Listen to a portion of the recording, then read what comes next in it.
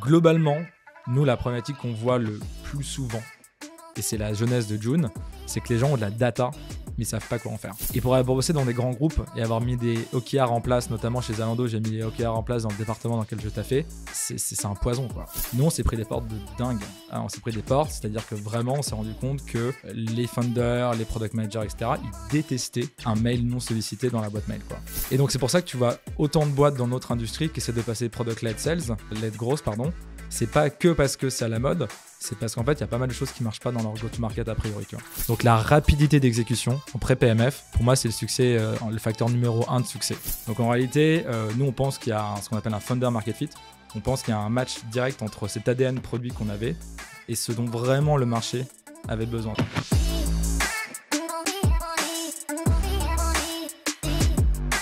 Un sujet qui prend de plus en plus d'importance dans les équipes marketing B2B depuis quelques années, c'est la data. Le problème, c'est que c'est un sujet très technique qui demande de la ressource et des outils franchement pas évidents à manipuler. C'est à partir de ce constat que Enzo, mon invité du jour, a confronté June, un outil clé en main pour les SaaS B2B qui ont envie de traquer efficacement et facilement leur data. Ils connaissent une croissance très importante depuis quelques temps, j'ai donc voulu en savoir plus sur les raisons de ce succès. Dans cet épisode, on parle de product management pré- et post-product market fit, de product-led growth, des challenges liés au scaling et de la conquête du marché de la data.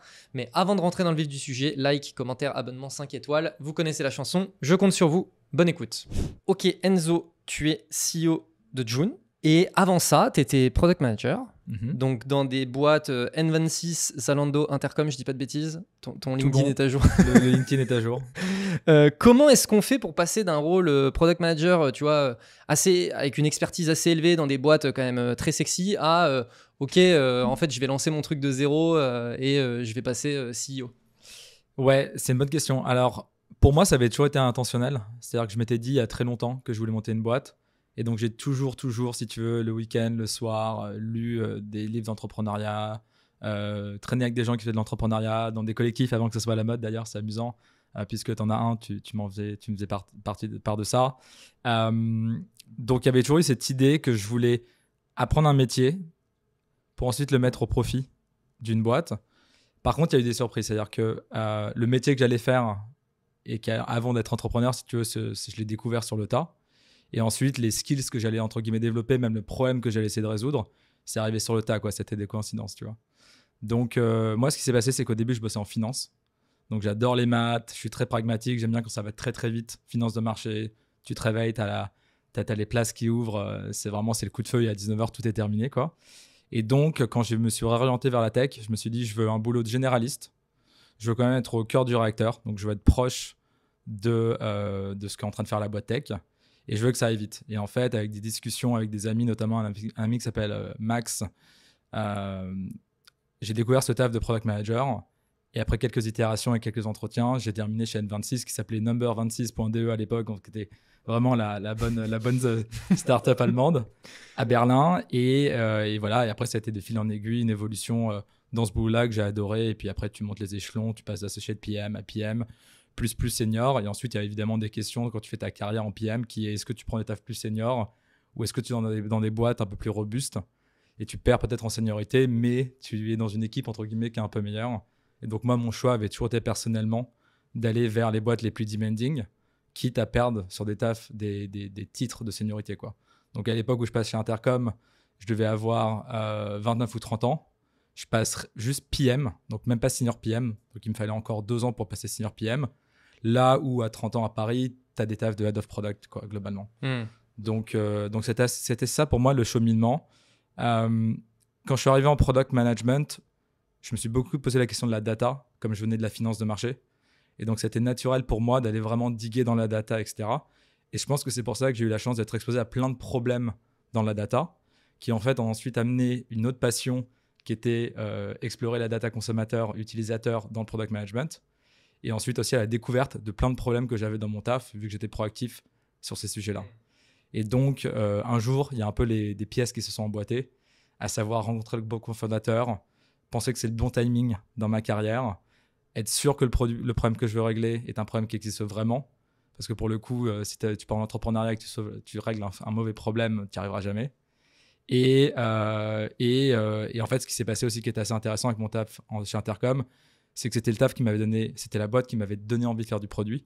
Et donc, je pense qu'en atteignant, entre guillemets, ce niveau-là, je pense que j'avais fermé une boucle, en fait. La boucle de, OK, j'y suis maintenant. J'ai l'impression de jouer au Real de Madrid, tu vois. Parce que pour moi, Intercom, Stripe, Slack, ces boîtes-là, c'est la Champions League du produit. Et en fait, j'ai découvert qu'en fait, ça pouvait m'ouvrir plein d'autres choses. Donc, globalement, ce que je dis souvent à Intercom, et ce que j'ai dit au fondateur, qui est un investisseur chez June Death, c'est qu'Intercom, c'est la raison pour laquelle j'ai commencé à faire du product management. Donc, j'ai commencé en lisant des books. Ils ont plein de e-books hyper bien. Et c'est aussi la raison pour laquelle j'ai décidé d'arrêter le product management pour monter une boîte en écoutant des gens comme Des, Owen, un deuxième fondateur, et en me disant, en fait, régler des pain points pour des gens dans le monde, c'est hyper excitant, quoi. Notamment le B2B SaaS. Avant de faire Intercom, je faisais que du B2C. J'étais convaincu que j'allais lancer un B2C, tu vois, une app de consumer comme Zenly ou quoi. Et en fait, en allant chez Intercom, je me suis rendu compte que tu pouvais mettre beaucoup de passion dans un produit B2B et surtout, tu peux avoir vraiment un impact dans le quotidien des gens. C'est-à-dire qu'un B2B SaaS, c'est utilisé entre 9h et 18h. Moi, j'ai la trentaine maintenant. Je me rends compte qu'en fait, mon temps passé au taf, il est plus important que le temps que je passe sur les apps consumer le soir ou le week-end, tu vois. Donc, en réalité, si tu veux avoir un impact sur ma vie, à moi, Enzo Avigo, avec un produit, tu as plutôt intérêt à créer un B2B SaaS que je vais utiliser qu'un B2C, tu vois. Il y a cet autre truc qu'on appelle aussi la consumérisation du B2B, qui est que l'idée que les codes qu'on a dans le B2C se ramènent dans le B2B, qui me parle énormément. Et donc, c'est là dans l'ADN de la boîte qu'on est en train de monter. Donc, voilà, ça, c'est la version courte de de comment je suis arrivé, si tu veux, à monter June. Il y a eu beaucoup d'intentionnalité, cette vision un jour de monter une boîte.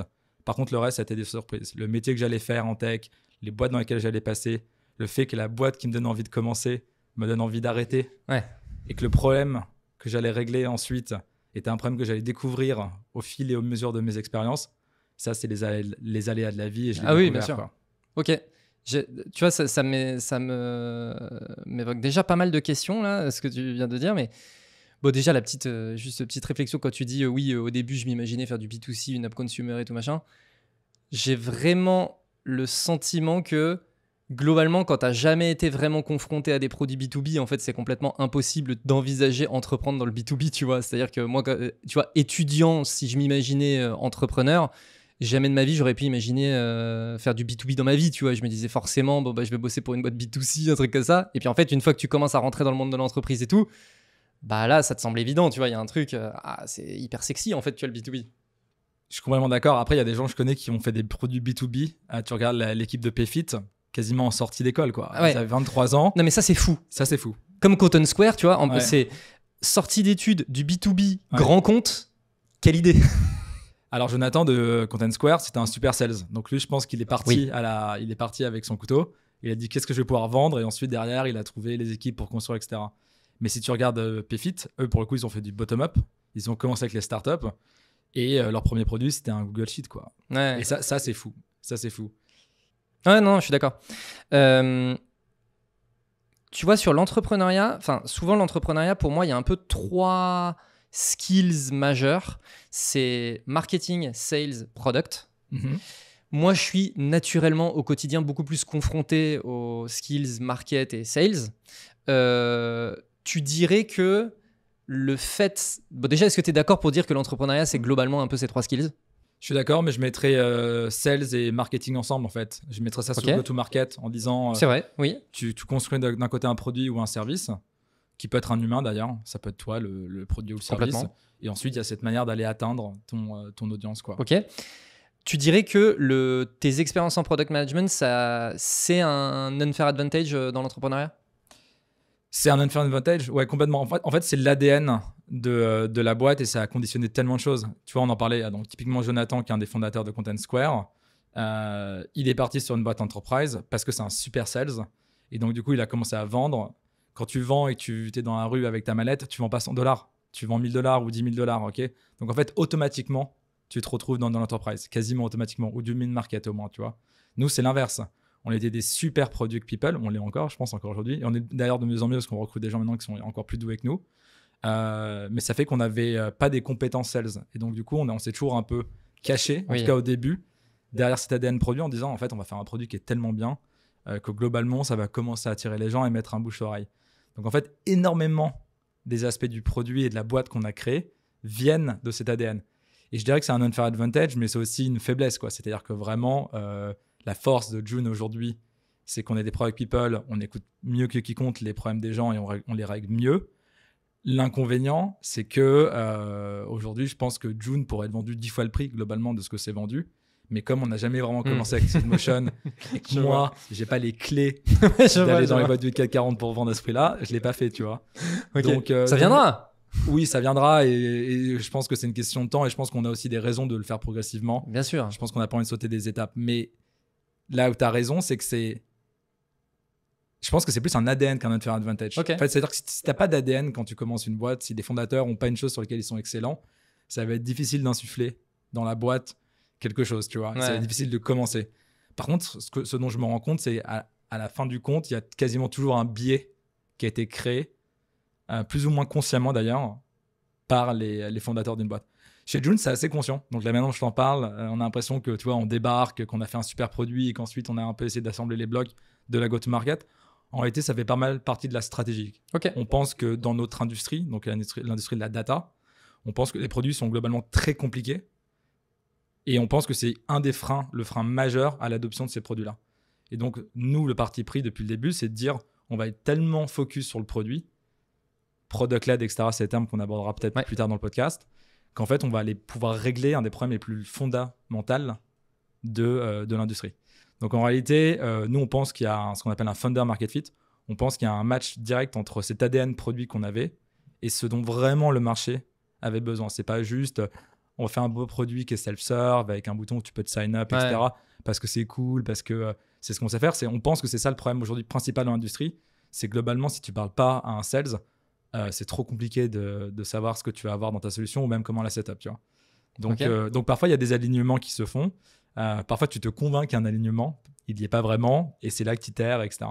Par contre, sur une funding team, je pense que c'est hyper important. Et pour terminer là-dessus, c'est hyper important d'en avoir un qui construit et un qui vend.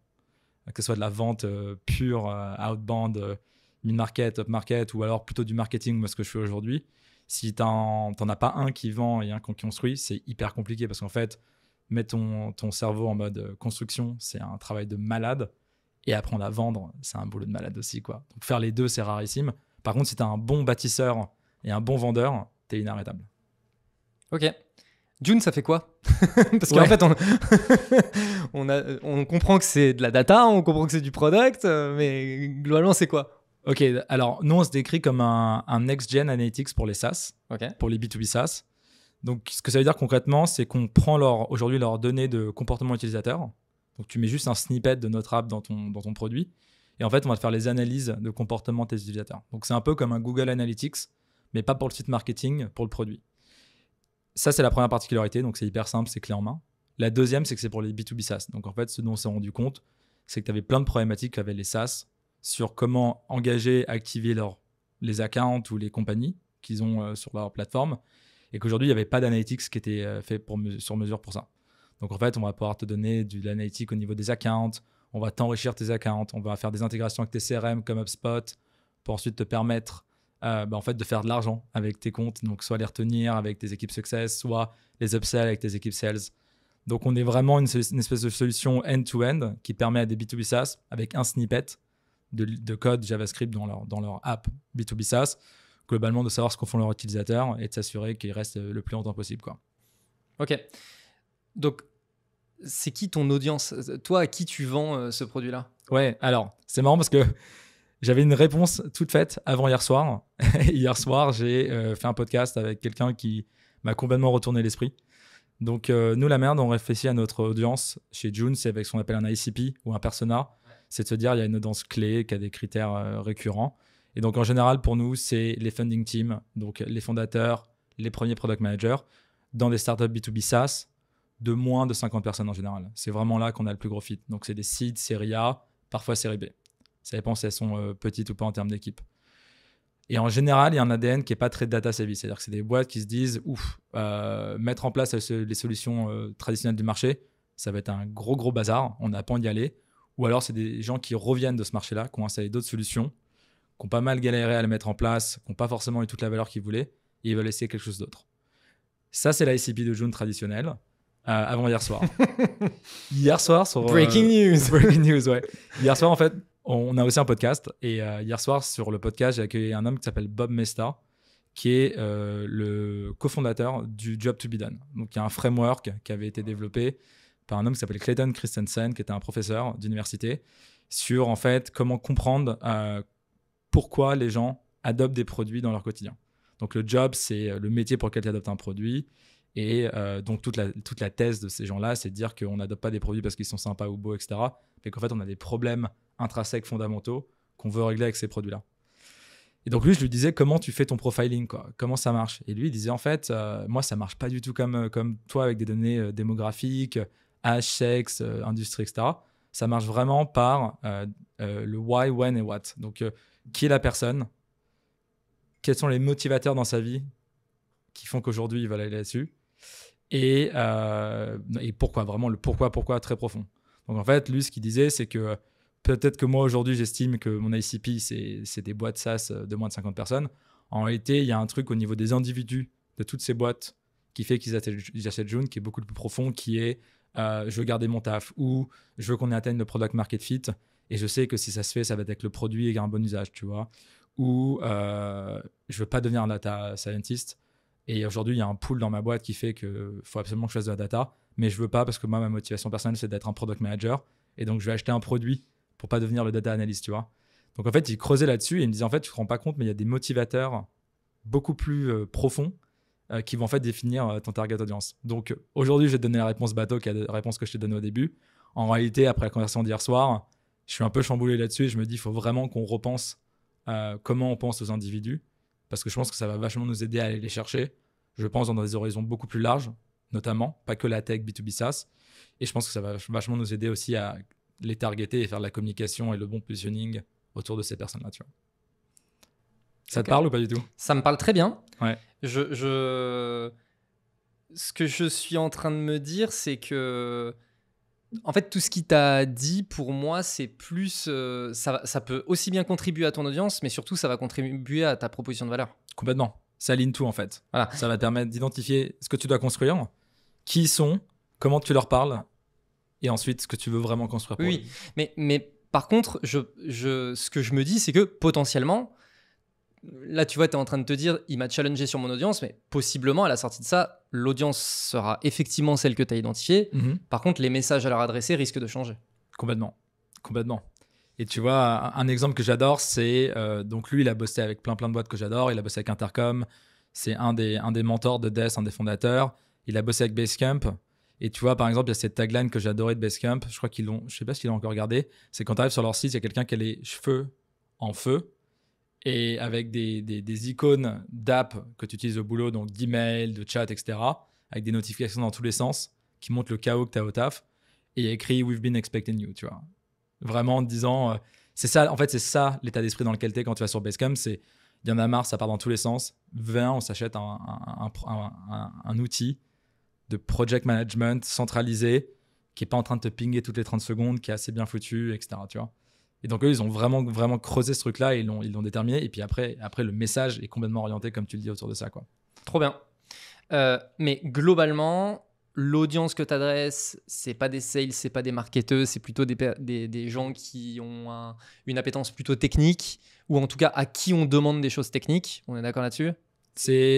On va dire que c'est la personne la moins technique, la plus proche du développeur. Ouais. Donc ça va être on appelle la first product person, tu vois. Ça va être la première personne qui est en charge du produit, quoi. Ça peut être un CTO ou un développeur, mais en général, c'est le fondateur business ou le premier product manager ou quelqu'un qui fait du success qui est aussi en charge du produit, tu vois. Ouais. Donc, et tu vois, on avait déjà essayé de faire cet ICP un peu large parce qu'en fait, nous, l'ICP, on s'est rendu compte que c'était toujours les mêmes tailles de boîtes, c'était toujours les mêmes ADN de personnes, mais l'intitulé du taf, il pouvait beaucoup changer, tu vois.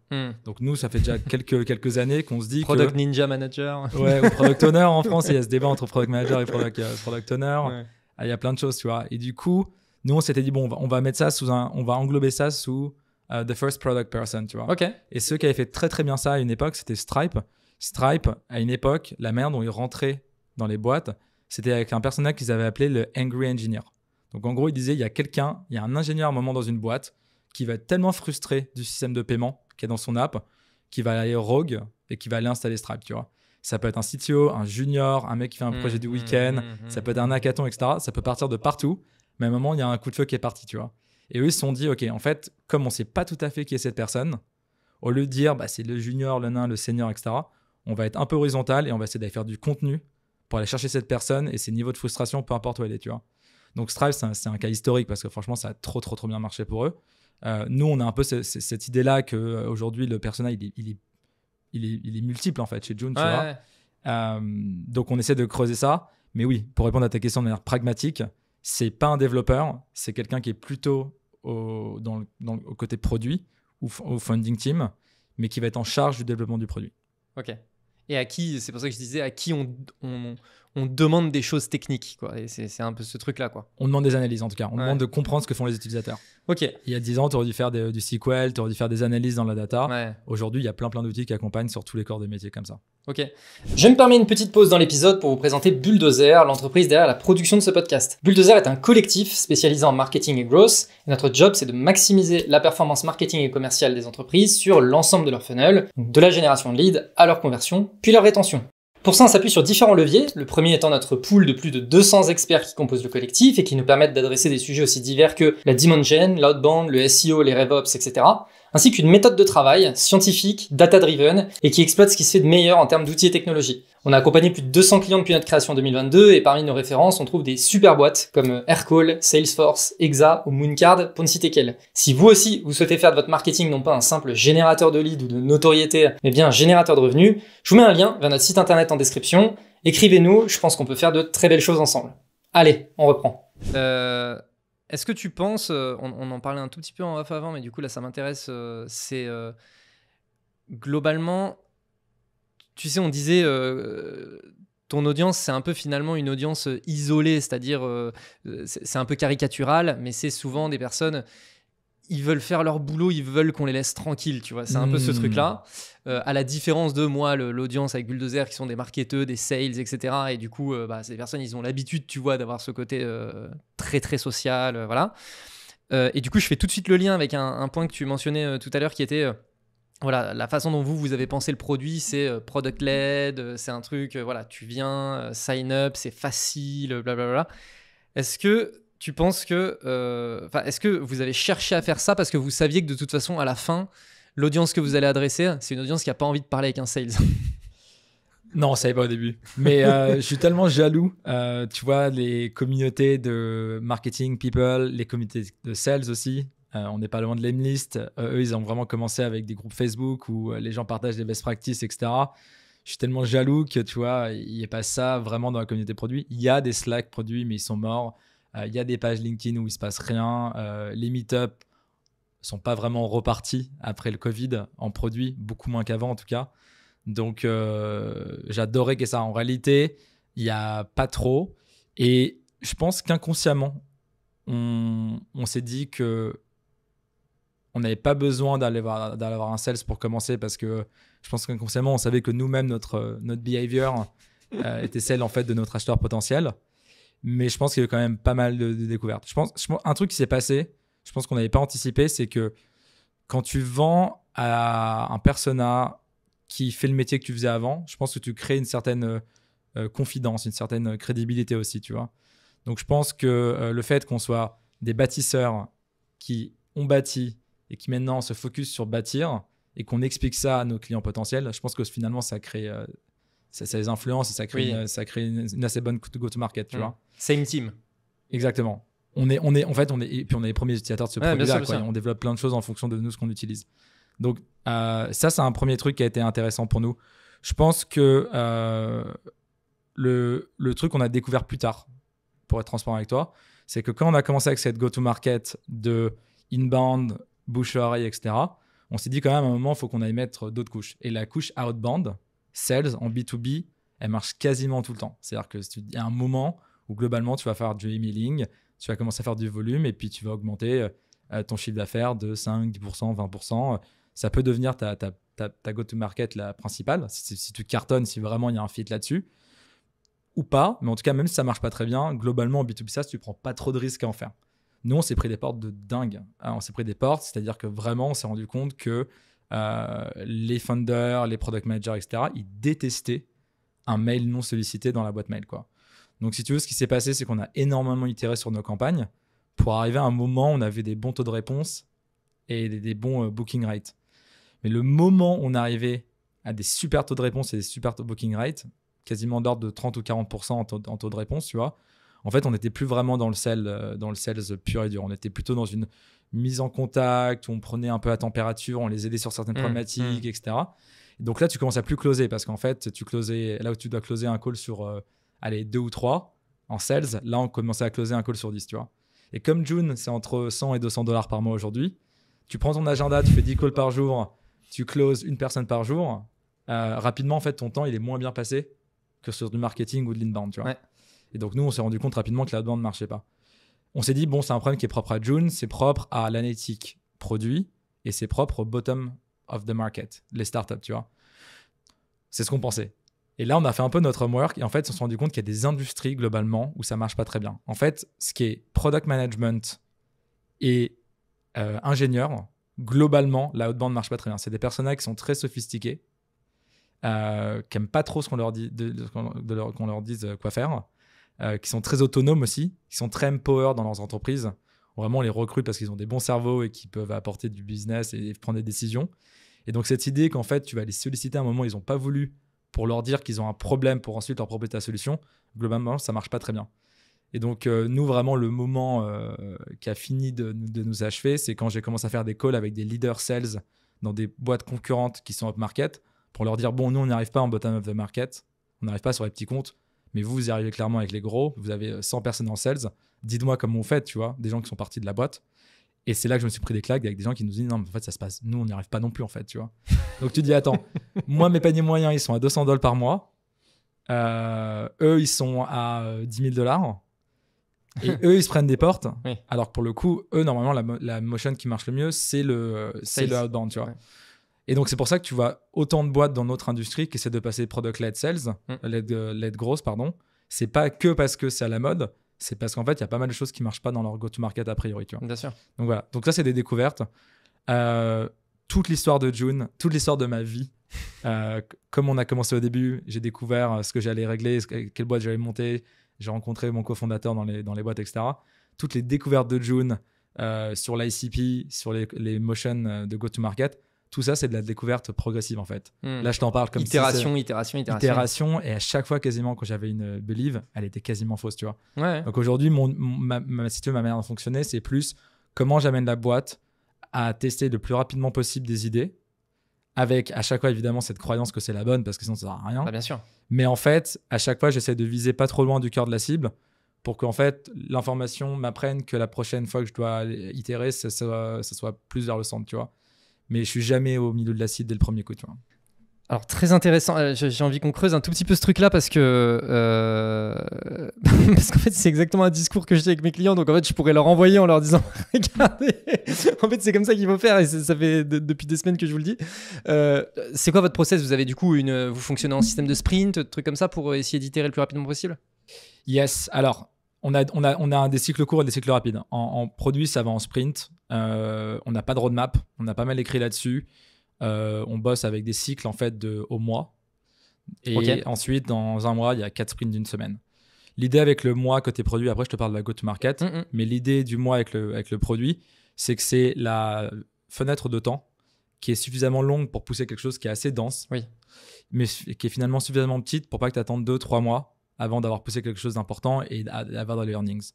Normalement, les cycles, si tu prends la méthode ShapeUp, qui est la méthode qu'on utilise chez Intercom, qui vient de Basecamp et maintenant qui se démocratise pas mal, c'est plutôt de 6 semaines. Donc, il y en a 2 dans un quarter. Chez June, on a réussi à la rabaisser à 4 semaines parce qu'on est une startup et que, évidemment, tout va beaucoup plus vite. Et ensuite, à la semaine, on essaie d'avoir des releases à chaque fois significatifs. C'est-à-dire qu'au lieu de se dire, il y a 4 semaines et on va mettre 4 semaines à délivrer de la valeur, on se dit, OK, en 4 semaines, c'est quoi la première pièce de valeur qu'on peut délivrer au bout d'une semaine? Et donc, on a une forcing traction qu'on aime beaucoup chez June, qui a un changelog weekly. C'est-à-dire que depuis quasiment 3 ans, on n'a jamais raté un changelog hebdomadaire. C'est-à-dire qu'en gros, toutes les semaines, tous nos utilisateurs reçoivent une newsletter de June qui dit voilà ce qu'on a poussé cette semaine. Et en fait, c'est génial parce que ça crée vraiment cette accountability chez les ingénieurs de se dire cette semaine, il faut qu'il y ait un truc, tu vois. Et donc, parfois, il y a des discussions le jeudi en disant bon, c'est quoi cette semaine ce qui sort? Et là, tu vas avoir quelqu'un qui va vraiment rusher pour terminer un truc. Parfois, évidemment, c'est pas aussi excitant que la semaine d'avant ou la semaine d'après, tu vois. Mais généralement, il y a des choses. Ça, c'est le côté produit. Donc, on a vraiment fait, moi, ce que j'appelle du hyper lean. J'ai pas de terme pour ça. J'ai créé un bouquin d'ailleurs sur le product management pour les startups en ce moment. Et il y a un chapitre là-dessus. Je trouve pas un meilleur mot, mais c'est vraiment comment. Ça marche bien, hein, ouais, hyper lean. Hyper lean, c'est pas mal, ouais. Ou super lean. C'est encore plus rétro. Et ensuite, il y a la partie go-to-market. Go-to-market, c'est un peu plus long. Aujourd'hui, on est beaucoup moins staffé en fait côté go-to-market vu qu'on est product-led et qu'on est essentiellement des ingénieurs. Mais globalement, ce qu'on fait en go-to-market, ça suit à peu près cette idée du sprint. Chaque semaine, on va essayer. Mais on va bosser plutôt sur 2-3 mois en se disant, OK, là, on fait 3 mois d'outbound. On voit si l'outbound, ça marche. Ça se fait pas en 3 semaines, ça se fait pas en 1 mois. Oui. Et comme on a très peu de ressources et qu'on est toujours en train de faire 30 ou 50% du temps sur ces nouveaux canaux, ces nouvelles techniques ou ces nouveaux tests, les learnings viennent pas en 2-3 jours. Globalement, chez nous, ils viennent un peu plus en 2-3 semaines. Mais en go-to-market, je pense que tu as un peu moins besoin d'itérer. Je pense que tu as plus intérêt à trouver un truc qui marche bien quand tu es early stage et ensuite bourriner dessus. Et globalement, une boîte comme nous qui se dirige vers la série A, si elle a 2, voire 3 canaux qui marchent bien, c'est largement suffisant. Ah bah oui. Largement. Donc c'est plutôt du 1 ou du 2, tu vois. Ah ouais, 100% d'accord. Donc tu vois, si on a un LinkedIn qui marche bien, comment on peut faire en sorte qu'il y ait 5 personnes dans l'équipe qui soient sur LinkedIn, par exemple. Ouais, 100% d'accord. Voilà. Mais déjà, tu peux mettre 1 ou 2 ans à trouver que LinkedIn, ça marche bien pour toi, tu vois. Bien sûr, bien sûr. Bah, surtout l'organique où c'est les effets composés, quoi. Donc voilà, il faut attendre un peu, machin. Il faut y croire, en effet. Il faut y croire. Et maintenant, avec le contenu, toi, tu es hyper expert là-dessus aussi, c'est qu'il y a vraiment cette barrière à l'entrée dans le contenu. C'est-à-dire qu'aujourd'hui, tout le monde est un créateur de contenu. Il y a des gens hyper doués. Le matos, c'est accessible. On a parlé de matos avant de commencer. Les micros, etc. Ça devient accessible. Il y a des gens qui sont naturellement doués. Enfin, tu regardes les TikTokers qui cartonnent, vraiment, tu as l'impression que c'est ta cousine, quoi. Enfin, tu vois, c'est des gens hyper naturels. Et donc, du coup, je pense qu'il y a cette idée que avant de performer dans un type de contenu, faut s'accrocher quand même, quoi. LinkedIn, ça prend du temps. Le podcast, ça prend énormément de temps. YouTube, ça prend encore plus de temps. C'est très compliqué, YouTube. Donc voilà, il faut y croire. Il faut encore plus bourriner qu'avant, quoi. Oui, mais tu vois, c'est aussi une des raisons pour lesquelles, quand tu dis il y a une barrière à l'entrée, moi, j'ai l'impression que la barrière à l'entrée, elle est surtout personnelle, tu vois. Mais comme tout dans la vie, non ? Oui, mais tu vois, le truc, c'est que y a plein de choses dans la vie, tu vas te dire, bon, vas-y, je tente le coup, et puis peut-être qu'en fait, ça va fonctionner, tu vois. Ouais. Je tente un concours, puis en fait, tu l'as. Ouais. Mais en fait, je vais tenter de poster sur LinkedIn. Oui, il va falloir tenter 150 fois avant de se rendre compte, tu vois. C'est pas juste une petite tentative. Je suis d'accord. Tu vois ce que je veux dire ? Je suis d'accord, mais je pense qu'il y a un truc dans le boulot qui est un peu différent du perso, où en fait, disons, vas-y, je te dis, faut que tu fasses du LinkedIn, ça va marcher, ok ? Ça fait partie de ton taf. Donc, tu passes une demi-journée par semaine à faire du LinkedIn, ok ? Ou tu passes une demi-journée à faire un bon post, ok ? Tu viens de bouffer 1/8 de ton temps de la semaine pour faire un post. C'est ton premier post, tu vas être à chier et il va mal performer, ok ?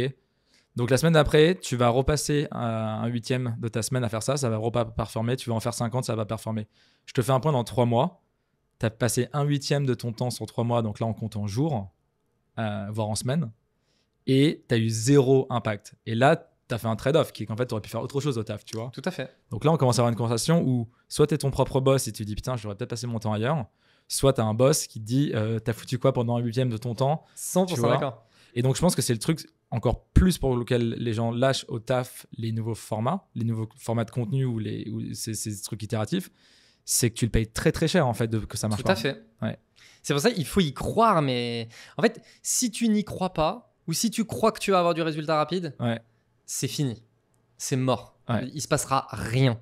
C'est vraiment, tu n'en tireras rien. Il faut y croire. Et être résilient, tu vois. Hyper résilient. Je suis passé dans un podcast il y a quelques temps et où on a beaucoup parlé de cette histoire de LinkedIn. Et en fait, moi naturellement, tu vois, j'ai des clients qui me disent mais attends, mais LinkedIn, comment tu fais, tu vois, comment tu t'y prends, etc., etc. Et du coup, je leur tiens globalement ce discours-là. Mais de mon côté, tu vois, il y a eu quand même un truc, c'est que j'ai commencé ma carrière dans le marketing chez Germinal avec Grégoire Gambato. Ouais. Qui est le premier Français qui a vraiment cassé LinkedIn, quoi, globalement, dans le marketing en tout cas. Et donc, moi, en fait, le truc, c'est que j'ai été témoin des effets réels sur le business. Incroyable. Là où, tu vois, il y a beaucoup de gens sur LinkedIn qui qui pensent que c'est un peu du bullshit et que en fait les gens qui viennent te dire bah moi je fais du business sur LinkedIn, oui, mon œil, tu vois, tu fais du business sur LinkedIn, c'est ça, tu vois. Et il y a beaucoup de gens qui disaient oui, non mais d'accord, Grégoire Gambato c'est un bullshitter, machin. Hein. Non. En fait, quand il faisait un post, t'avais un pic de lead sur le site. Ouais, c'est ça, ouais. Et donc moi le fait d'avoir T'avais été les demandes, quoi, témoin ouais. de ça. C'est en fait, chance, c'est génial. Bah oui, et donc en fait le truc c'est que Qu'est-ce qui a changé depuis c'est pas difficile pour moi en fait d'avoir la conviction. Ouais. J'ai vu que ça fonctionnait. Ouais. Je sais que ça fonctionne. Donc le truc c'est que je sais qu'il y a un moment donné le truc il va payer, tu vois. Et donc naturellement je lâche pas. Puis en plus de ça j'ai pu voir un peu les coulisses de comment fallait s'y prendre, etc. Ouais. Mais si jamais t'as jamais été témoin de ce truc là et qu'en plus de ça tu te dis ouais c'est un peu bizarre là quand les gens ils disent ils font du business et tout machin et que t'y crois pas vraiment, évidemment que tu n'auras jamais de résultat. Je suis d'accord. Alors toi, en plus, c'est un autre learning qui est génial avec Grégoire. Si je fais pas de bêtises, il est beaucoup moins actif ou il est plus actif sur LinkedIn. Il est plus actif, ouais. Et du coup, je crois que lui, là, pour le coup, il a touché la limite personnelle de LinkedIn. Hein. Tout à fait. Et donc toi, tu as eu un deuxième learning qui était que oui, la croissance, oui, la grosse, oui, le personal branding, etc. Mais pas à tout prix non plus, quoi, non? Tout à fait. Ouais. Et j'ai pas suivi la fin de l'histoire, mais je sais qu'à un moment, il s'était retiré. Je sais pas pourquoi. Oui. Et puis il y a aussi le sujet de les sujets qui font du bien au cœur, mais qui font pas forcément du bien à la boîte. Tu vois? Ouais. Non, mais c'est hyper important. C'est vrai. Parfois, tu te dis, en fait, j'aurais jamais dû dire ce truc, quoi. Ou ça m'a mal été perçu. Moi, ça m'est arrivé ça m'est arrivé sur Twitter il y a 1 mois, où j'ai mis notre salaire avec mon associé. Notre salaire horaire, mais bon, tu fais notre nombre d'heures, tu vois à peu près où on en est, quoi. Et l'idée, c'est qu'on se paye pas très bien parce que notre philosophie, c'est que se payer comme des monstres sur une boîte qui est encore pré-Serie A, on trouve ça pas, c'est pas notre philosophie, quoi. Et j'ai eu des commentaires du genre, ah putain, on pensait pas que vous étiez aussitôt dans l'histoire de la boîte, etc. Beaucoup de gens avaient assimilé le fait qu'on se paye pas bien au fait que la boîte aille peut-être pas bien. Et un message que j'avais pas du tout perçu, tu vois. Alors que nous, le message, c'est pas ça, c'est que oui, c'est vraiment un message personnel, c'est pas un message au niveau de la boîte. Et surtout, on est full equity, c'est-à-dire que nous, notre risque, il est en equity aujourd'hui, bien sûr, tu vois. Ça veut pas dire qu'on n'a pas pris d'equity, tu vois.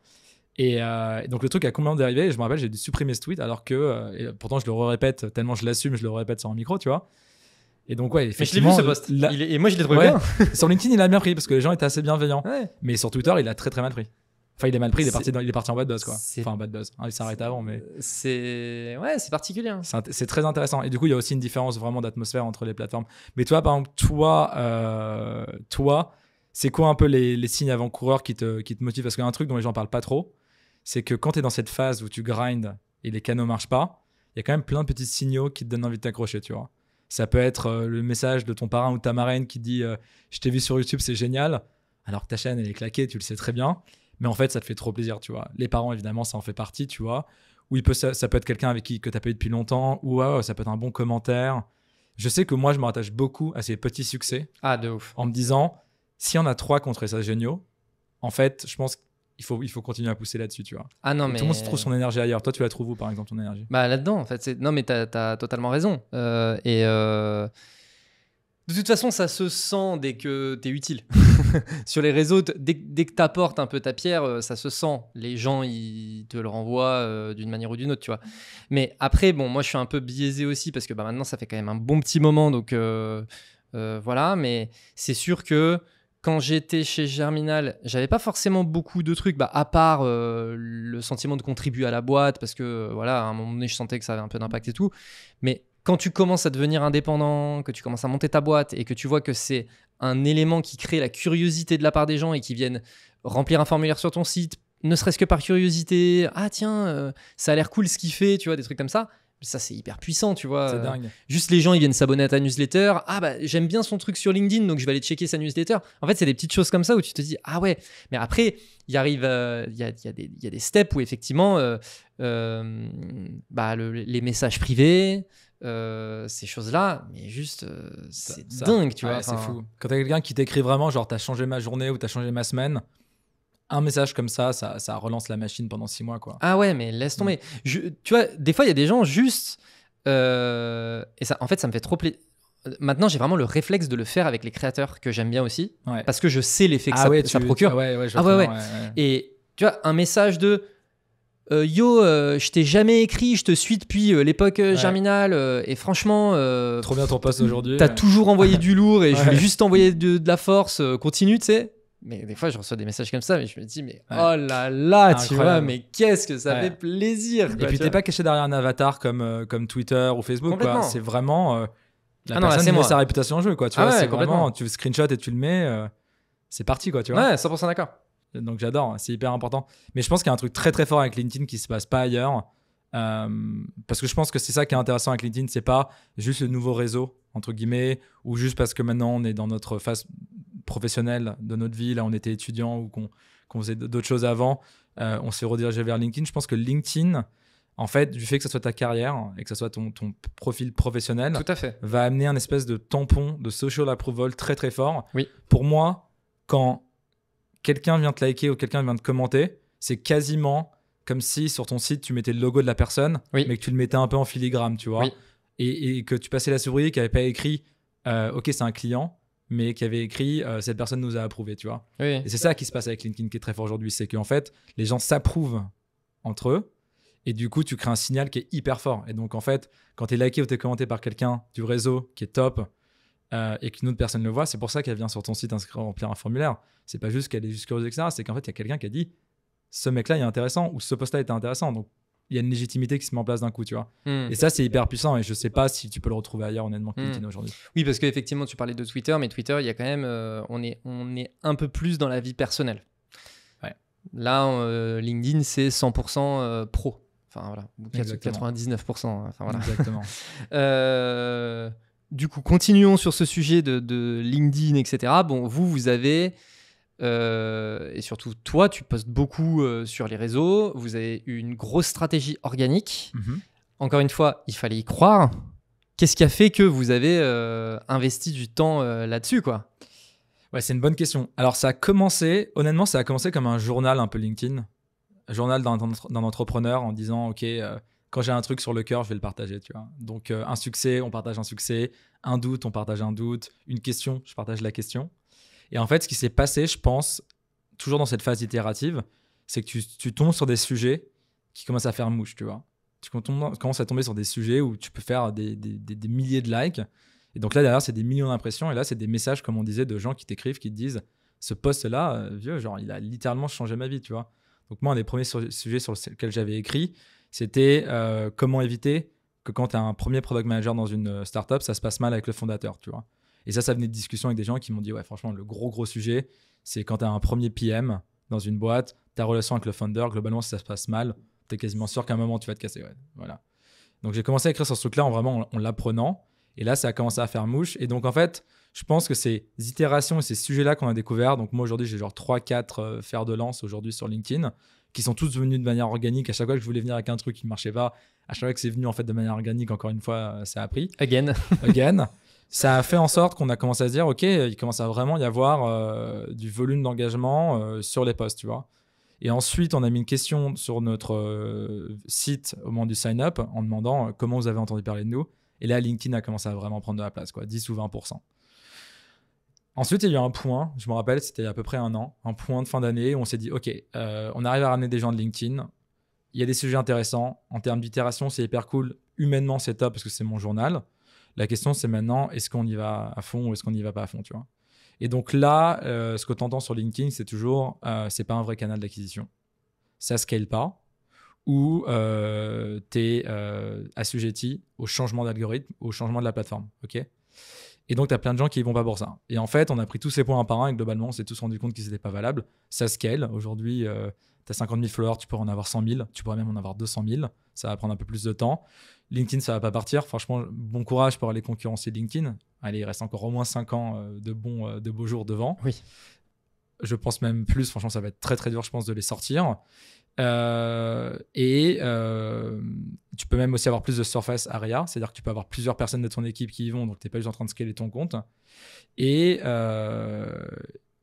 franchement, si ça marche, pourquoi s'en priver, quoi, tu vois ? Ou l'algo, il va peut-être évoluer, mais dans tous les cas, si tu itères et que tu fais partie de ces gens qui sont toujours en train de se challenger sur LinkedIn, tu vas trouver des solutions. Tu vois, ou même moi, si j'ai un problème, j'envoie des textos à des gens qui sont sur LinkedIn et on s'envoie des best practices, etc. Tu vois ? Donc c'est là qu'on s'est dit, ok, ça peut marcher. Et c'est au même moment à peu près qu'on commence à se rendre compte de la go-to-market qui marche chez June, donc ce que je te disais au début, qui est de comprendre qu'en fait, l'inbound marche beaucoup mieux chez nous. Et l'inbound marche mieux chez nous par rapport au persona, qui a pas envie d'être dicté ce qu'il doit faire et à quel moment il veut le faire, premier truc. Et il y a un deuxième élément dont je ne t'ai pas parlé, qui est ce qu'on appelle le timing, qui est l'idée que trouver à quel moment la conversation va se déclencher dans une boîte pour acheter une solution comme la nôtre, c'est hyper dur. C'est-à-dire qu'il y a des signaux que tu peux acheter. On a essayé plein de trucs pour essayer de trouver les signaux dans le marché, etc., des comportements. Mais en vrai, c'est jamais vraiment précis. Et même quand tu utilises ce signal en disant « je sais que tu es en train de chercher les solutions, tu veux pas utiliser mon produit », en fait, on retombe sur la problématique de l'outbound de tout à l'heure. Exactement, qui était en fait, je veux juste pas que tu m'écrives. Ou même, genre, il y a des gens qui freak out, qui disaient, mais en fait, comment vous savez qu'on cherche un truc, et genre, qui nous envoyaient bouler direct. Ouais. Donc, en fait, il vaut mieux être plutôt subtil et dire, oui, enfin, là, je sais que tu es un peu dans ce truc-là, etc. Et donc, nous, on s'est rendu compte qu'un des trucs, une stratégie qui marchait très bien chez nous, mais qui est complètement basique, mais encore un truc que j'ai découvert après avoir bossé pendant plus de 2 ans sur June, tu vois, c'est que si on était top of mind, si on délivrait de la valeur en permanence, et qu'on restait top of mind, et ben le jour où ce personnel-là avait cette problématique-là, ils allaient nous mettre dans le benchmark des solutions. Parce que comme c'est un personnel qui est très intelligent, il compare des solutions, tant mieux. Et ensuite, sur une niche, la niche du B2B SaaS, normalement, on est les meilleurs dans le monde, et donc on est censé gagner ces deals-là. Après, la question d'après, c'était est-ce que la niche était suffisamment grande pour qu'on puisse grossir, ou est-ce que la niche grossissait, ou est-ce que la niche allait nous permettre de faire des passerelles. Donc ça, c'est plus de la stratégie qui est un peu en aval, tu vois. Et pour le coup, c'est une stratégie purement product, ou vous l'envisagez aussi comme une stratégie go-to-market, de vous dire, ah, tiens, est-ce qu'on ne viendrait pas un peu se caler sur cette partie-là? Bah, ça s'emboîte en fait. La stratégie go-to-market et product s'emboîtent, quoi. C'est-à-dire qu'en gros, on fait de l'inbound marketing avec du contenu. D'ailleurs, cette année, le contenu, on va y aller beaucoup, beaucoup plus intense que juste faire du LinkedIn. Donc là, on lance la chaîne YouTube. Donc là, il y a 3 vidéos qui arrivent. On va vraiment s'éclater. On va faire des trucs. Enfin, vraiment, on va sortir complètement des codes du B2B. On va partir de l'entertainment, tu vois, en délivrant de la valeur en permanence. Et cette brique-là s'emboîte parfaitement avec la brique produit qui est, en fait, si tu nous découvres sur du contenu qui est éducatif, que tu pouvais consommer tout seul, qui était simple, qui t'expliquait des choses de manière concise, et que ensuite ça arrive sur notre produit et qu'on t'explique que notre vision, c'est qu'on va te faire les choses pour toi et que c'est plus simple et que c'est plus concis, et que quand tu t'inscris toi-même tout seul avec un self-serve onboarding, tu as la preuve physique qu'on est plus simple, etc. En fait, on a tout aligné, tu vois. Oui, bien sûr, bien et donc, du discours de la go-to-market au positionnement, à la brand, à l'expérience utilisateur, tout est aligné. Et donc, en fait, notre content aujourd'hui, et si tu veux, il y a une première promesse, de la même manière que l'onboarding de June, sont des premières promesses de ce que tu vas vivre avec June, tu vois. Ok. Voilà. Très canon. Tu es un produit data, donc tu dois avoir beaucoup de data tous les jours. C'est quoi les problématiques data les plus récurrentes que tu vois chez vos clients?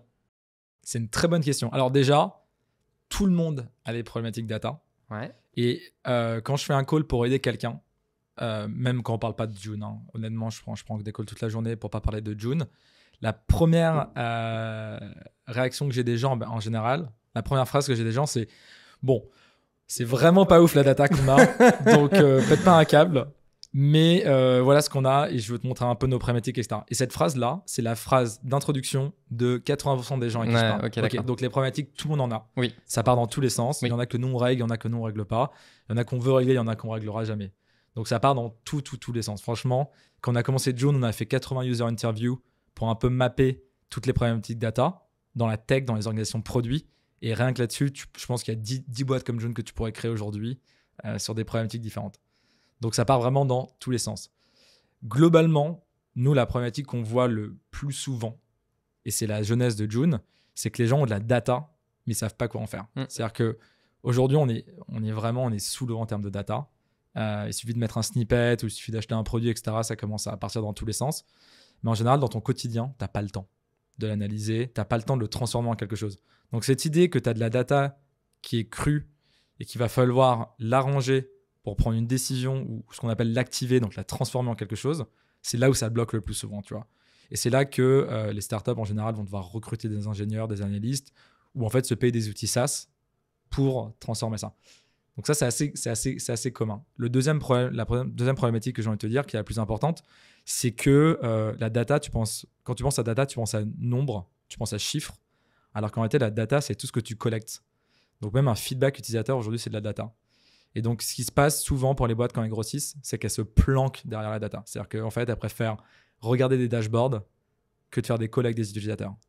Et donc, la problématique que nous, on aide pas mal les grosses boîtes à décortiquer, c'est OK, c'est pas parce que tu utilises June que derrière, il n'y a pas un nom d'une personne avec un email à qui tu devrais parler pour savoir pourquoi les choses se passent comme elles passent. Tu vois. Donc, un des trucs qu'on fait beaucoup dans le produit et que je conseille beaucoup de faire, c'est en fait, d'avoir toujours le mail de quelqu'un et toutes les semaines, parler à des utilisateurs ou voir tous les jours si tu peux, quoi, pour vraiment se comprendre ce qui se passe derrière la data, parce que la data, c'est aussi les feedbacks. Donc, c'est ça. Les deux problématiques, c'est t'en as, mais tu sais pas quoi en faire. Et tu te focuses que sur la quantitative parce qu'en fait, c'est hyper rassurant. Mais en fait, faut pas te gourer, c'est pas là qu'il y a la vérité aujourd'hui.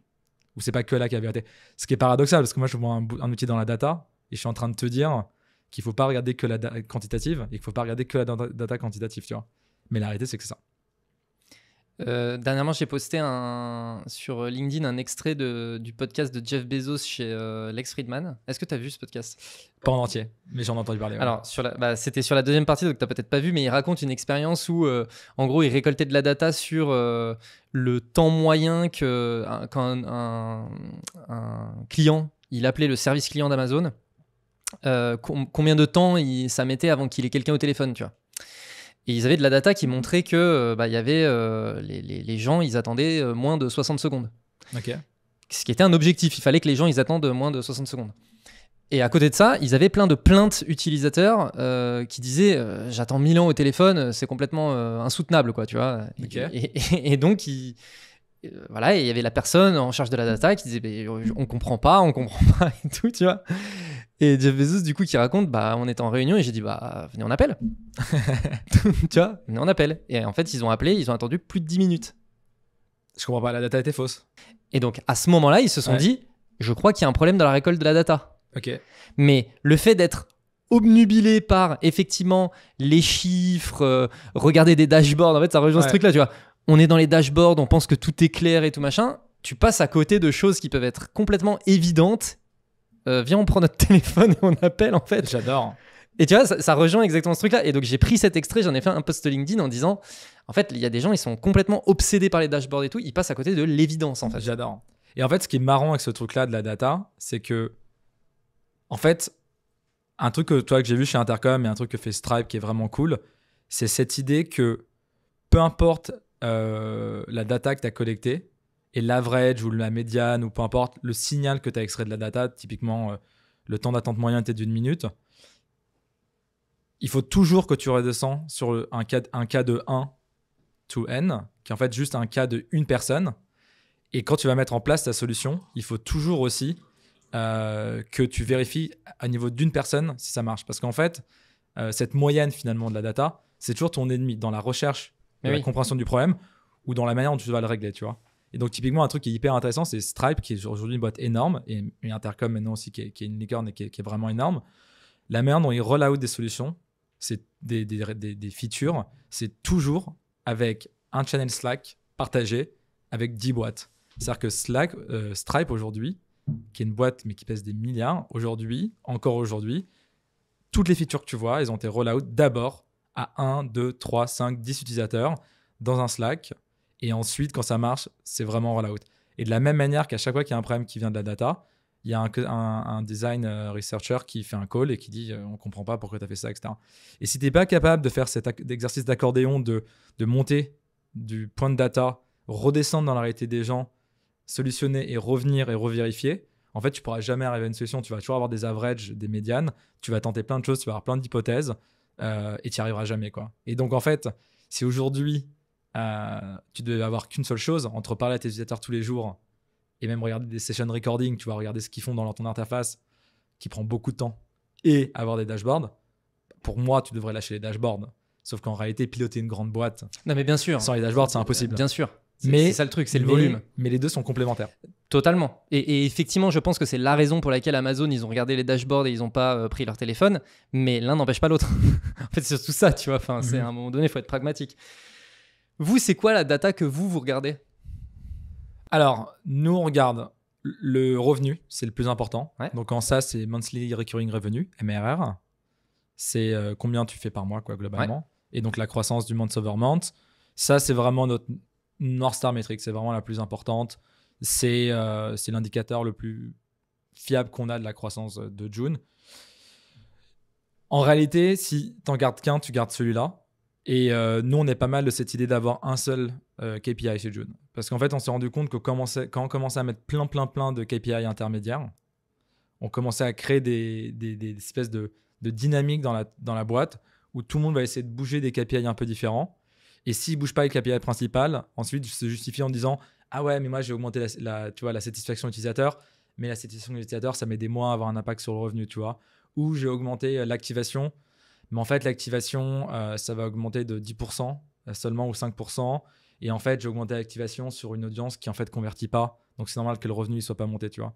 Et donc, nous, on a toujours cette idée-là d'enlever un max de KPI en disant on n'en garde qu'un et il n'y a que celui-là qui va marcher. En fait, on en mesure plein et la réponse peut être beaucoup plus étoffée que ce que je peux te dire. Mais ce que j'ai surtout envie de te dire là, c'est au bout du bout, il n'y en a qu'un.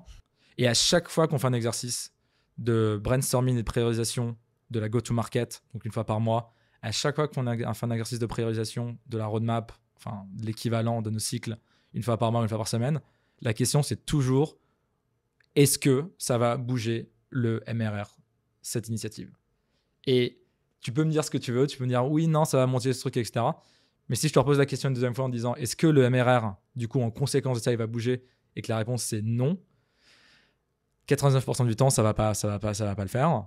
Parfois, il faut le faire, évidemment. Tu fais plein de choses pour la stabilité du produit ou des choses comme ça qui servent et qui sont complémentaires. Mais globalement, non. Donc aujourd'hui, j'ai envie de te dire, nous, on est resté sur ce single KPI.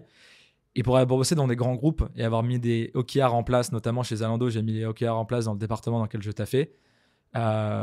C'est un poison, quoi. Tu vois. Tiens, vas-y, explique. Moi, je pense que c'est un poison parce que les OKR, t'en mets. L'objectif, c'est hyper. C'est cool, c'est inspirationnel. Quand tu es dans une grosse boîte et que tu perds un peu d'inspiration, ça permet un peu de donner des trucs motivants, etc. Puis ça te permet d'atteindre des choses assez à long terme, tu vois, l'objectif. Quand tu arrives dans le key result, c'est là que ça devient compliqué. C'est-à-dire qu'en gros, quand tu essaies de mesurer des objectifs, c'est là que ça part un peu dans tous les sens. Il y a beaucoup d'avis sur quel KPI et quel milestone va être la bonne. Si tu n'as pas forcément le bon truc, ça ne va pas le faire. Parfois, il y a des OKR dans les grosses boîtes qui ne sont pas des OKR directement en lien avec le revenu de la boîte. Ça va être plus des trucs de satisfaction, du NPS, etc. Donc là, ça commence à tirer dans tous les sens. Et en général, il y a toujours des problématiques de bien-être, etc. Et donc, comme il faut fitter dans les OKR, tu commences à mettre des OKR de bien-être ou je ne sais pas quoi, de culture de boîte, etc. Donc là, tu es encore en train plus de diluer le concept d'OKR parce que tu te retrouves avec un truc complètement tacite, etc. En réalité, pour les grosses boîtes, je pense qu'il n'y a pas beaucoup mieux, si ce n'est de faire en sorte que tes OKR sont très bien faits. Mais pour une petite boîte comme nous, on avait mis en place les OKR. C'est une manière de tirer en fait sur 10 oiseaux à la fois, alors qu'en réalité, déjà, bouger une métrique, c'est hyper dur, tu vois. Ouais. Donc ça, c'est une des méthodes qu'on avait pris en fait quand on était chez Y Combinator et qu'on a juste gardé depuis. On a essayé de mettre les OKR en place, mais en vrai, ça n'a pas du tout marché, quoi. Et en fait, je me rends compte qu'il y a plein de startups qui ont un objectif et déjà, good luck pour le bouger, quoi. Ah, c'est clair. Vous avez des OKR, vous Non, on est en train de bosser sur des trucs. Non, mais c'est pas les OKR. On utilise une méthode qui s'appelle OGSM. Je sais pas si tu connais. Non, ça me dit rien. Bon, bref, on est vraiment en train de travailler sur le sujet, mais mais nous aussi, enfin, j'ai envie de te dire, bon, nous on fait du service, donc on a le revenu et la satisfaction a un gros impact sur le revenu et sur la rétention. Et donc on a ça comme objectif, mais je veux dire, à part le revenu et enfin, tu vois, à part des enjeux acquisition, market, sales et puis satisfaction, opération, voilà quoi, je veux dire, à la fin c'est toujours la même chose. C'est ça le business, hein, de toute façon. Ouais, complètement. Non, mais ils sont hyper importants ces KPI, franchement, et nous aussi on les regarde et on pourrait creuser dans chacun de ces KPI, mais je pense que ce qui est plus important, c'est de dire encore une fois, il ne faut pas se cacher derrière des chiffres, tu vois. Totalement. Et y a la taille de boîte qui joue beaucoup, c'est ce que tu disais aussi. Complètement, nous, évidemment. Tu vois, à notre échelle, en fait, viens, on va se focus là-dessus. Toi, ton objectif, c'est ça. Toi, ton objectif, c'est ça. Let's go. Je veux dire, complètement. Voilà. Complètement. Et effectivement, se poser la question à chaque fois de mais quand tu fais ça, est-ce que ça répond à ton objectif? Non, pas vraiment. Bah, arrête. Juste arrête en fait. Tu vois, Et je pense qu'à un moment, ça fire back parce qu'en fait, à trop vouloir chercher un objectif comme nous, qui est que quantifiable et qui est de revenus, je pense que tu dois oublier plein d'autres choses, tu vois. bien sûr. Après, la satisfaction fait évidemment partie des trucs que tu regardes dès le début. Évidemment. Mais tu t'appelles Google, tu peux pas regarder que le revenu tous les mois. Il y a Mais tellement évidemment. de choses. Donc, Évidemment. Donc, ça dépend de la taille de boîte, effectivement. Totalement. Et puis, tu vois, jouer court terme versus long terme. Quand tu es Google, tu peux te permettre d'avoir une vision un petit peu plus long terme, etc. Complètement, ouais. Faut éviter ces dark patterns. Mais c'est un truc que les équipes produits font très bien. C'est-à-dire que les salaires des gens en produit est jamais indexé sur le revenu de la boîte. Je sais pas si tu sais ça. Non, je savais pas. Ok, jamais. Un product manager, il prendra jamais 10% d'augmente. Enfin, il peut prendre une augmente à la fin de l'année, mais il prendra jamais un bonus. Pareil, un ingénieur. Et la crainte, c'est que les équipes produits commencent à aller chercher des raccourcis, voire foutre des dark patterns dans le produit pour aller bumper le revenu assez rapidement. Et donc, Et oui. Et donc, c'est l'inverse évidemment pour les sales et pour le marketing. Le but est d'aller pousser le plus rapidement possible l'acquisition souvent de nouveaux clients ou de l'expansion de clients existants. D'accord. Donc, ouais, make sense. Donc voilà, mais ça va peut-être changer parce que ça c'est un sujet on pourrait creuser aussi pendant longtemps. Ça va peut-être changer parce que récemment tu as des boîtes qui se disent est-ce qu'on va pas faire évoluer le pricing en fonction de la valeur que les gens dérive du produit. Et donc un très bon cas d'école, c'est récemment ce qu'a fait Intercom. Intercom, donc, qui est une boîte qui fait plein de choses, mais notamment un chat que tu peux mettre sur ton site. Ouais. Ils ont lancé une AI et l'AI te permet d'avoir un robot globalement qui est très bon automatiquement à tes questions. Et donc le pricing qu'ils ont mis en place pour cette AI, c'est de dire à la fin de la réponse, on va mettre un pouce en l'air ou un pouce en bas pour dire à la personne si la question était bonne. Et en fait, on va te charger 1 euro que si la réponse était bonne. Et pourquoi on va te charger 1 euro? Parce qu'en fait, ça va éviter à un customer support ou success d'avoir à faire la conversation pour toi. Et donc, en fait, ce qu'ils ont fait, c'est qu'ils ont créé un pricing où l'AI est directement indexé à la qualité et à la résolution et donc à la valeur dont la personne doit tirer. Intéressant.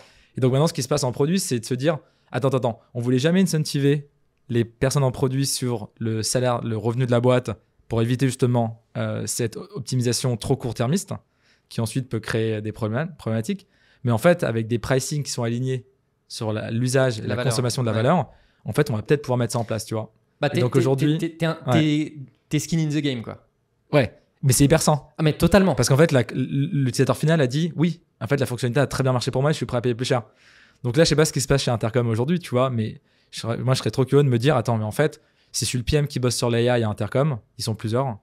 Est-ce que je lui mettrais pas 20% de bonus? Parce qu'en fait, je sais que 20% de bonus, c'est 20% de satisfaction en plus, tu vois. Ouais. Donc en fait, mon PM, c'est plus juste un mec qui crée du produit. C'est quelqu'un en fait qui est en train de faire du succès chez moi quasiment, tu vois. Et ça change énormément de choses, tu vois. Ouais, je suis d'accord. Donc ça va être curieux, ça va être intéressant de voir où ça va aller dans les années qui viennent, tu vois. Ok, hyper intéressant. J'aimerais bien qu'on parle aussi un peu, parce que ça, c'est un sujet sur lequel tu parles pas mal, et ça permettra aussi, parce que tu as un peu tendu la perche concernant Y Combinator, mais du coup, moi, j'aimerais bien qu'on parle aussi de pré-product market fit, post-product market fit, qui est un sujet que tu abordes aussi pas mal au travers de tes contenus. Pour toi, c'est quoi une strat produit, une bonne strat product en pré-product market fit, post-product market fit? Et du coup, je pense qu'on peut faire le lien avec Y Combinator parce que je pense qu'il y a pas mal d'itérations qui ont été faites aussi un peu et sur le mindset qui a été poussé sur voilà, un peu le playbook pré-product market fit, post-product market fit et les apprentissages que tu as pu avoir autour de tout ça. C'est un peu une question vaste, tu vois, mais voilà. Carrément. Non, mais je pense que YC nous a vachement influencé et je pense que ce sujet-là, ça a été ma grosse claque en partant des boîtes dans lesquelles j'ai taffé et qui en avait montant déjà ma boîte qui avait déjà un PMF. Et donc, en fait, ce dont je me suis rendu compte, c'est qu'un PM ou quelqu'un qui fait du produit dans une boîte post-PMF, elle itère de manière un peu plus marginale sur une proposition de valeur et des problématiques qui sont déjà comprises et identifiées et isolées, là où la product person en pré-PMF doit découvrir des problématiques qui n'ont pas été encore résolues ou doit les régler de manière qui sont mieux et avec des nouvelles solutions qui n'ont pas encore existé, tu vois. Donc, c'est des métiers qui n'ont rien à voir à mon sens. On peut se focus sur le pré-PMF uniquement. Je pense qu'en post-PMF, il y a tellement de choses qui sont sorties. Oui. Il y a tellement de bons bouquins, il y a tellement de choses. Je pourrais faire des recommandations de ressources éventuellement. Mais c'est surtout en pré-PMF où je pense qu'il y a vraiment une lacune et il n'y a rien. Et notamment le bouquin que je suis en train d'écrire, c'est vraiment à ce propos-là, quoi.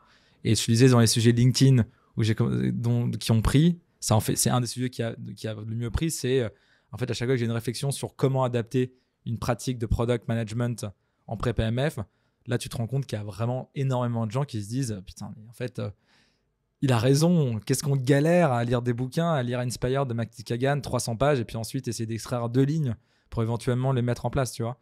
Donc, je pense que dans la stratégie produit pré-PMF, moi, il y a un peu ce truc que j'appelle le plat de spaghetti que tu jettes au mur. C'est-à-dire que globalement, les boîtes qui arrivent le mieux en pré-PMF, c'est les boîtes qui vont aller le plus vite. C'est-à-dire qu'il y a plein de méthodes pour savoir ce que tu dois construire et comment le construire et essayer de t'assurer que tu vas construire la bonne chose. Mais globalement, celles qui vont le plus vite et qui essaient le plus de choses, c'est celles qui ont le plus de chances de réussir. Donc la rapidité d'exécution en pré-PMF, pour moi, c'est le facteur numéro 1 de succès. Donc il y a beaucoup de choses qu'on a appris chez YC à ce sujet-là. Il y a une cadence de la semaine chez YC. Je pense que le plus gros truc que tu apprends chez eux, c'est que en fait, tu peux traiter quasiment tous les sujets d'une startup à la semaine parce qu'ils ont quelque chose qu'ils appellent un office hour, qui est une demi-heure par semaine avec un partenaire sur lequel tu réponds à une problématique et entre 2 semaines, tu n'es pas censé apporter la même problématique. Donc ça t'oblige entre guillemets à fermer les problématiques. C'est ça qui a instauré la cadence du Weekly Changelog chez June, en partie. Ça avec des notes qu'on faisait déjà, des kick-offs qu'on faisait de manière hebdomadaire. Et c'est ça, je pense, qui nous a permis de trouver plein de propositions de valeur aujourd'hui qui résonnent avec nos utilisateurs. Donc par exemple, un des trucs qui marche très très bien pour nous aujourd'hui, c'est cette idée que ton analytique, il est très live. Il permet vraiment d'avoir le pulse de ton produit. Et ça a commencé chez nous avec une intégration Slack.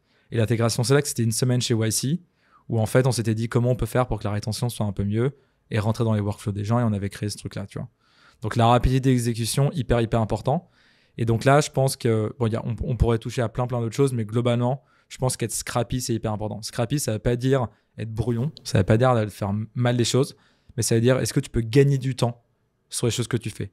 Donc, au lieu de faire une roadmap qui est un Google Slide, qui est parfaite, est-ce que tu peux faire 3 bullet points dans un GDoc? Ok, c'est tout con, hein. Là, je te donne un truc super pratique. C'est la même bête. Mais si en fait, tu passes une demi-journée ou une journée à faire une roadmap et que tous les mois, tu la refais, tu commences à perdre une demi-journée par mois. Tu vois ce que je veux dire? Tout à l'heure, on en parlait de la demi-journée. Ouais. Ok. Et c'est ça qui fait la différence dans une startup.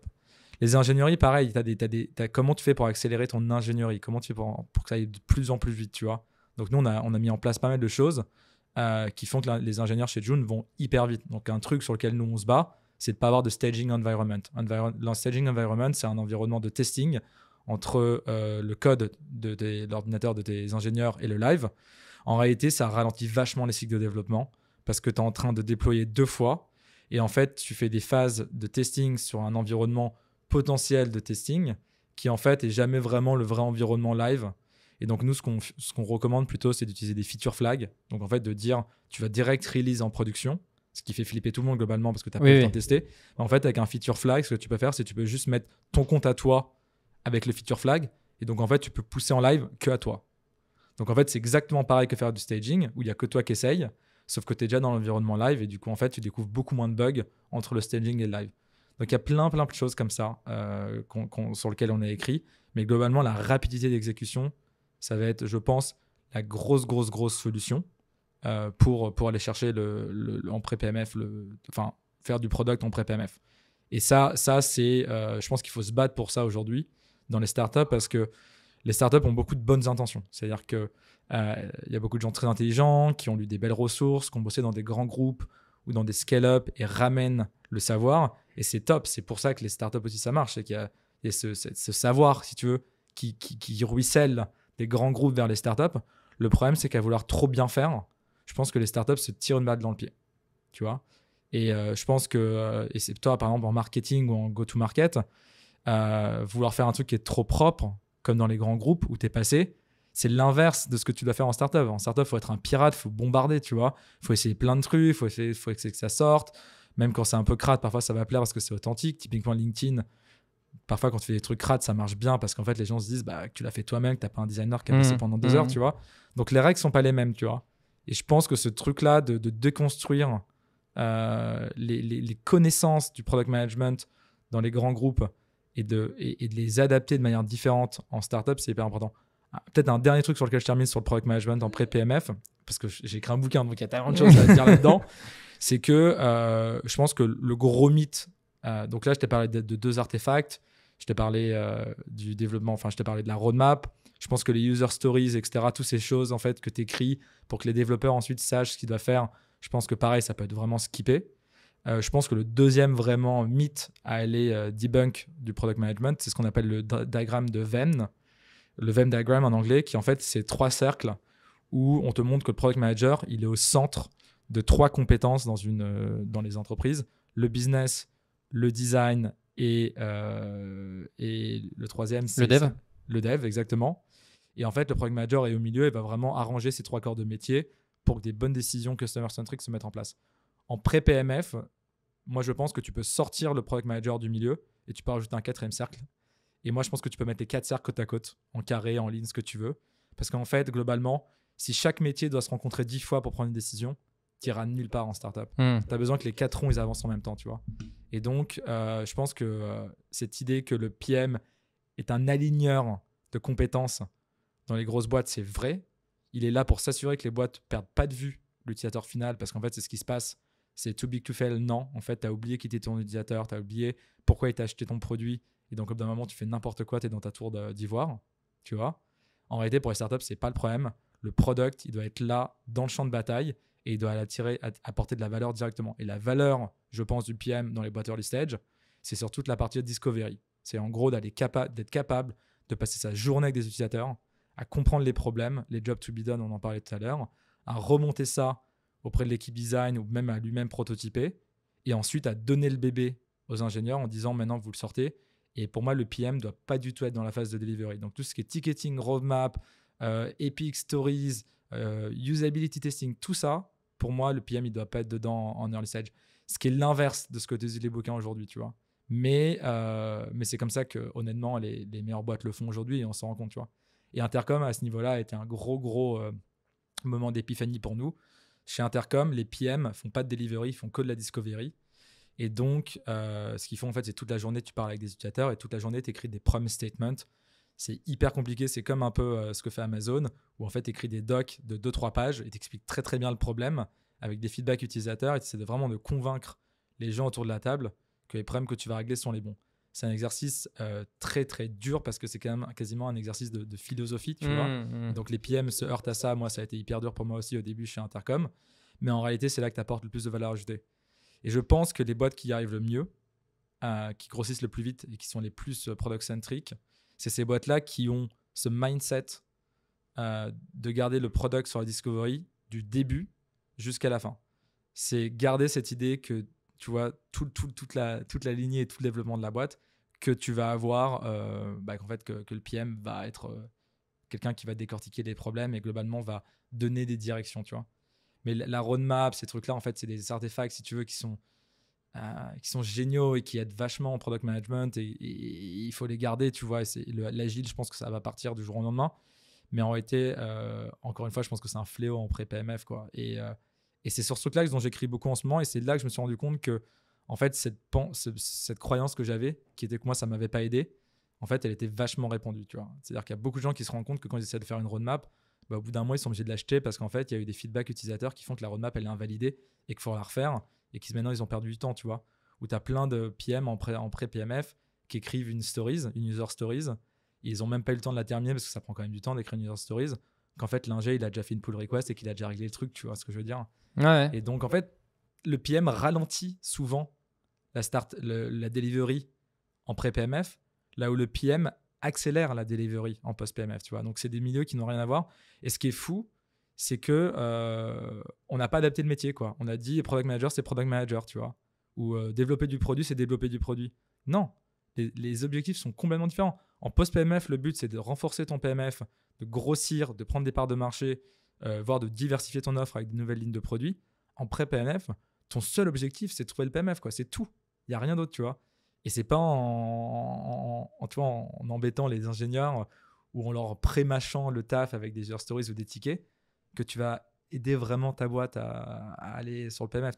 Tu vas l'aider évidemment, mais beaucoup moins qu'en fait si tu allais dans un Starbucks Café et que tu rencontrais 20 utilisateurs potentiels, tu vois. Le problème, et je pense que c'est la conclusion, après je te renvoie la balle, c'est que je pense que c'est dur. Je pense que humainement, l'humain a tendance à éviter ce qui est dur. Et je pense que c'est beaucoup plus simple d'être dans un bureau à écrire des tickets pour des ingénieurs ou à faire des belles roadmaps dans des Google Slides que de prendre ton téléphone toute la journée pour appeler des utilisateurs qui probablement soit s'en foutent de toi, soit n'aiment pas trop ton produit parce qu'il est hyper early stage et qu'il est pas dingue, voire qu'il a des bugs, et d'entendre ce qu'ils ont à dire, tu vois. Donc je pense que voilà, humainement, on a tous tendance à éviter ces trucs-là. Et je pense que les qualités qu'il te faut humainement pour faire du product en pré-PMF, elles sont rares, quoi. Faut être hyper humble. Faut toujours te dire que tu sais rien. Quand tu as des hypothèses très fortes comme nous on avait, il faut toujours te dire que tu as sûrement tort et tu te rends compte que tu as plus souvent tort que tu as raison. Et voilà, il faut aimer grinder aussi, quoi. Excellent, j'adore. Ça m'a fait penser, tu vois, quand tu disais oui, faut aller parler avec les users, etc. Alors je sais pas si c'est un mythe ou, enfin, je pense que c'est vrai, mais je sais même plus en fait où est-ce que j'avais entendu ça. Mais tu mentionnais Zenly au tout début de l'épisode, que Zenly, j'avais entendu dire que une fois par semaine, il débarquait dans un McDo. Tu connais cette histoire? Ouais, Photoroom en fait l'a raconté. T'as Mathieu de Photoroom qui a raconté cette histoire sur le podcast de Harry Stebbing, Tony VC. Ah, peut-être, ouais. Et je crois qu'il mentionne Zenly, effectivement. Ouais, ou en gros, t'as l'équipe de Zenly qui débarquait dans un McDo et en fait qui disait écoute, je te paye ton repas, juste installe l'app et va te créer un compte et tout, et je te filme. Ouais. Et du coup, ça permet et juste rien du tout, juste tu installes l'app et tu te crées ton compte. Et un McDo, c'est 10 balles. Et tu fais ça et je te paye ton McDo. Et du coup, ils allaient voir les étudiants, etc. Et ça leur permettait de voir les moments qui coinçaient dans l'onboarding, les incompréhensions, etc., etc. Trop fort. Et c'est trop puissant, en fait. Mais trop fort. Mais Zenly, franchement, c'était les meilleurs. Et maintenant, avec Amos, c'est trop bien. Mais Antoine, c'est un des meilleurs mecs en product en Europe. Je le mets largement dans le top 5 en Europe aujourd'hui. Et c'est ça, c'est un mec... Tu l'appelles. Moi, j'essaie de l'avoir sur le podcast depuis 6 mois et on a beaucoup de connexions en commun et je pense qu'il serait content de venir un jour. Mais il m'a dit, Enzo, je viendrai jamais sur ton podcast tant que j'ai pas PMF, tu vois. Donc, c'est un mec, il est obsédé par parler avec les utilisateurs. Et c'est la réalité des belles boîtes aujourd'hui, c'est qu'elles sont obsédées par parler avec les utilisateurs. Et Zenly, ça, c'est l'histoire du début avec les McDo. Mais après, ils avaient des ados toutes les semaines qui venaient dans leurs locaux quand ils avaient leurs locaux. Parce que Zenly, pour le coup, eux, c'est vraiment flippant. Tu perds très rapidement de vue tes utilisateurs parce que les ados qui utilisent Zenly, ils avaient entre 15 et 20 ans, j'imagine. Il n'y en a aucun qui bossait chez Zenly, ou peut-être un. Bah oui. Donc, pour le coup, là, tu les perds rapidement de vue, tes utilisateurs. Ouais, clairement. Mais ça, c'est le premier chapitre du bouquin. C'est comment tu apprends à parler aux gens. Et honnêtement, c'est un tabou de malade, mais les gens ne savent pas parler à des utilisateurs. Tu crois que tu sais parler aux utilisateurs, mais je rencontre tous les jours des gens qui savent pas parler aux utilisateurs. Parler aux utilisateurs, c'est pas la première petite question, genre comment tu vas, ou parle-moi de tes problèmes, ou montre-moi ce que tu fais. C'est pas ça, parler aux utilisateurs. Parler aux utilisateurs, c'est d'aller un cran en dessous et de vraiment de comprendre un truc dans les signaux faibles qu'ils ont au moment où tu les interviews, sur il est où le pain point, comment ils réfléchissent, pourquoi, à quel moment il y a la friction, c'est quoi les mots qu'ils utilisent, tu vois. Et franchement, c'est un art. C'est un art, et moi, je l'ai découvert chez Intercom, honnêtement, ce truc-là. C'est quand tu es capable de descendre, moi j'appelle ça l'inception, tu vois, le film Inception où tu défends au deuxième niveau, troisième niveau.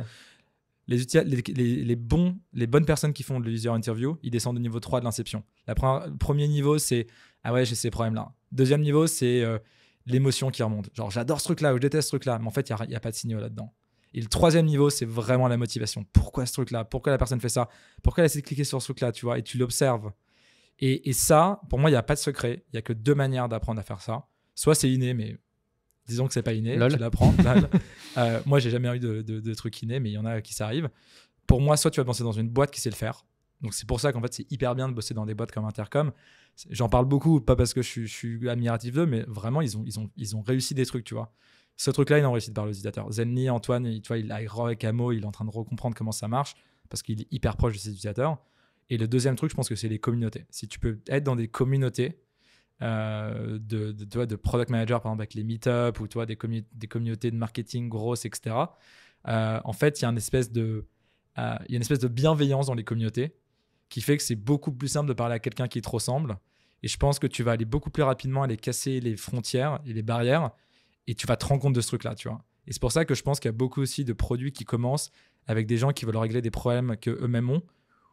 Parce que c'est aussi parfois, ils appartiennent à des communautés de gens qui leur ressemblent et ils ont réussi à craquer ce code de la communication, ils ont réussi à dive.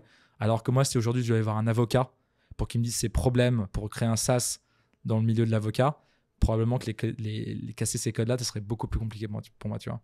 Mais ça franchement, c'est un tabou de ouf de dire aux gens. Tu sais pas parler aux gens. Tu sais pas parler aux gens. Et la différence entre une boîte qui réussit et une boîte qui réussit pas, et on le redit, et on a dû le redire 10 fois sur ce podcast, etc., c'est vraiment de parler avec tes utilisateurs, quoi. Mais par contre, si tu sais pas ce que c'est de parler à l'utilisateur, si tu crois que tu le fais, parce que tu as lu un bouquin là-dessus, tu as pris les questions, et que tu les poses, et que tu as eu des réponses, et ensuite tu mets ça dans une grille, et ensuite tu conclus sur ta recherche en disant on a parlé aux utilisateurs, si tu crois que c'est ça, mais que tu l'as pas vraiment vu, une fois de tes yeux vus, avec quelqu'un qui le fait bien, tu pourras jamais savoir ce que c'est. Et ça, c'est hyper injuste pour le coup, tu vois.